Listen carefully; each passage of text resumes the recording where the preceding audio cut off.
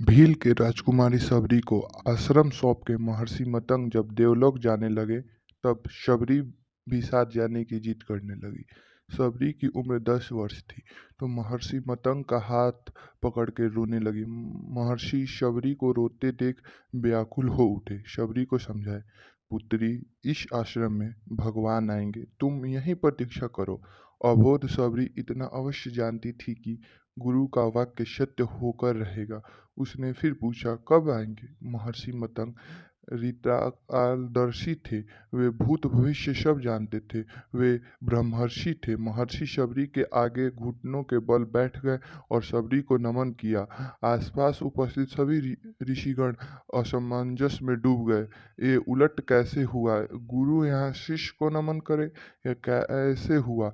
महर्षि के तेज के आगे कोई बोल ना सका। महर्षि मतंग बोले, पुत्री, अभी उनका जन्म नहीं हुआ है, अभी दशरथ जी का लगन भी नहीं हुआ है। उनका कौशल्या से विवाह होगा, फिर भगवान की लंबी प्रतीक्षा होगी, फिर दशरथ जी का विवाह सुमित्रा से होगा, फिर प्रतीक्षा होगी, फिर उनका विवाह कैकेयी से होगा, फिर प्रतीक्षा होगी, फिर वो जन्म लेंगे, फिर उनका विवाह माता जानकी से होगा, फिर उन्हें 14 वर्ष वनवास होगा और फिर वनवास के आखिरी वर्ष माता जानकी का हरण होगा।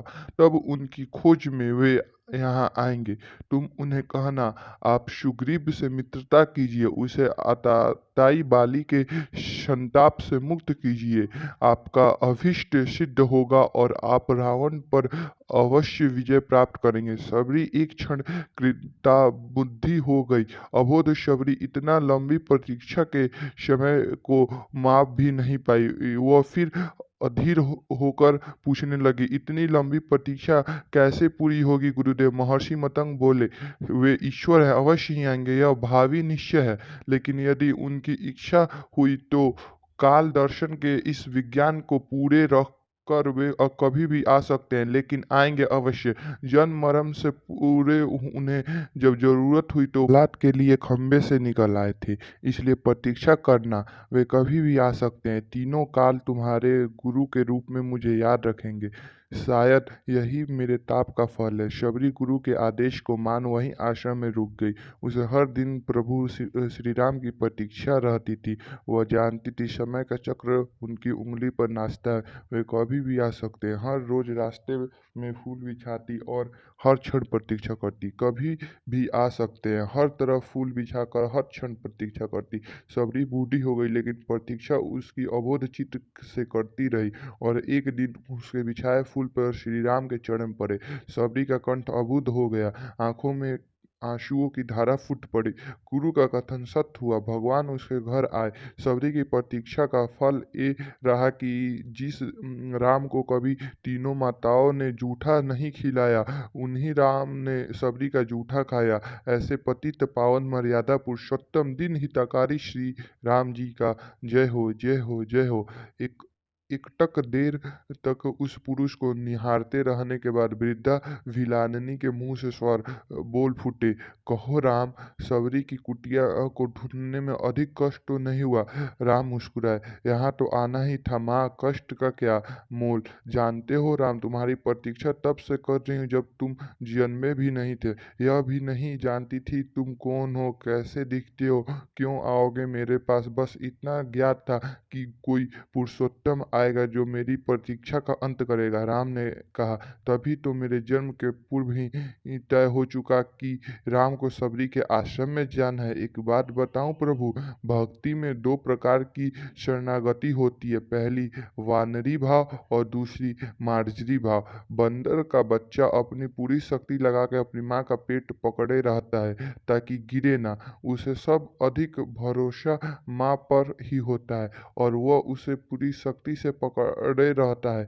यही भक्ति का भी एक भाव है, जिसमें भक्त अपने ईश्वर को पूरी शक्ति से पकड़े रहता है, दिन रात उसकी आराधना करता है। पर मैंने यह भाव नहीं अपनाया। मैं तो उस बिल्ली के बच्चे की भांति थी जो अपनी माँ को पकड़ता ही नहीं बल्कि निश्चिंत बैठा रहता है कि माँ है ना, वह स्वयं ही मेरी ही रक्षा करेगी। और माँ सचमुच उसे अपने मुंह में टांग कर घुमाती है। मैं भी निश्चिंत थी कि तुम आओगे ही।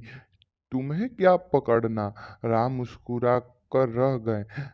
भिलनी ने पुनः कहा, सोच रही हूँ बुराई में भी तनिक अच्छाई छिपी होती है ना। कहाँ सुदूर उत्तर के तुम, कहाँ घोर दक्षिण में मैं। तुम प्रतिष्ठित राजकु राज रघुकुल के भविष्य में वन की भिलनी, यदि रावण का अंत नहीं करना होता तो तुम कहाँ से आते? राम गंभीर हुए और कहा, भ्रम में न पड़ो माँ। राम क्या रावण का वध करने आया है? रावण का वध तो लक्ष्मण अपने पैर से बाण चलाकर भी कर सकता है।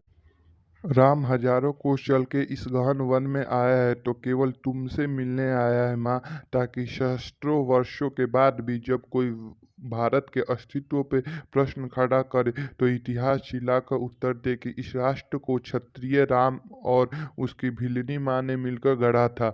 जब कोई भारत की परंपराओं पे उंगली उठाए तो काल उसका गला पकड़ कर कहे कि नहीं, यह एकमात्र ऐसी सभ्यता है जहाँ एक राजपुत्र वन में प्रतीक्षा करती एक वनवासिनी से भेंट करने के लिए 14 वर्ष का बनवास स्वीकार करता है। राम वन में बस इसलिए आया ताकि जब युगों का इतिहास लिखा जाए तो उसमें अंकित हो कि शासन, प्रशासन और सत्ता जब पैदल चलकर वन में रहने वाले समाज के अंतिम व्यक्ति तक पहुँचे तभी वह राम राज्य है। राम वन में इसलिए आया ताकि भविष्य स्मरण रखे कि प्रतीक्षा अवश्य पूरी होती है। राम रावण को मारने भर के लिए नहीं आया माँ। माता शबरी एकत्र राम को निहारती रही। राम ने फिर कहा, राम की वन यात्रा रावण युद्ध के लिए नहीं है माता। राम की यात्रा प्रारंभ हुई है भविष्य के आदर्श की स्थापना के लिए। राम राजमहल से निकला है ताकि विश्व को संदेश दे सके, एक माँ की अवांछनीय इच्छाओं को भी पूरा करना है। राम होना है, राम निकलना है ताकि भारत विश्व को सीख दे सके कि किसी सीता के अपमान का दंड असभ्य रावण के पूरे साम्राज्य से वंधित से पूरा होता है। राम आया ताकि भारत विश्व को बता सके कि अन्याय और आतंक अंत करना ही धर्म है। राम आया ताकि भारत विश्व को सदैव के लिए सीख दे सके कि विदेश में बैठे शत्रु की समाप्ति के लिए आवश्यक है कि पहले देश में बैठे उसकी समर्थ्य संपूर्ण संख्याओं की नाक काटी जाए और खर भूषण भूषण दंश को घमंड तोड़ा जाए। और राम आया ताकि युगों को बता सके कि रावण के युद्ध केवल राम की शक्ति से नहीं बल्कि वन में बैठे सबरी के आशीर्वाद से जीते जा सकते हैं। सबरी की आंखों में जल भर आया। उसने बात बदल के कहा, बैर खाओगे राम? राम मुस्कुराया, बिना खाए जाऊंगा भी नहीं माँ। सबरी अपनी कुटिया से झोपड़ी में बेर लेकर आई और राम के समक्ष रख दी। राम और लक्ष्मण खाने लगे तो कहा, बेर मीठे हैं ना प्रभु? यहाँ आकर मीठे और खट्टे का भेद भूल गया हूँ माँ। बस इतना समझ रहा हूँ कि यह अमृत है। सबरी मुस्कुरा कर बोली, सचमुच तुम मर्यादा पुरुषोत्तम हो राम, मर्यादा पुरुषोत्तम। भावना